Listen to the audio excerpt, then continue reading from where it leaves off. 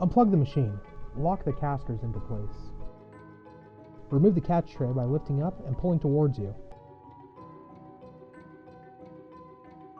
Remove the curling chain. Clean the conveyor belt using a dry, stiff nylon brush to loosen any dry dough pieces.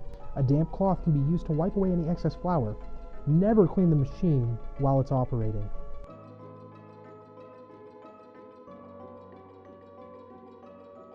Remove the in-feed hopper assembly by turning the stainless steel knobs a quarter turn to the left. Grip the handles and gently rock the hopper assembly towards yourself. Remove both front and rear scrapers. This is done by removing the spring from the spring tensioning pin.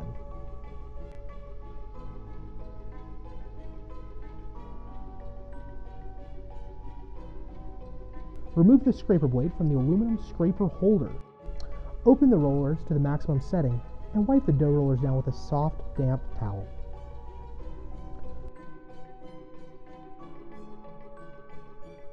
Remove the return guard assembly. Loosen the black knobs on either side of the guard, lift, and remove the guard.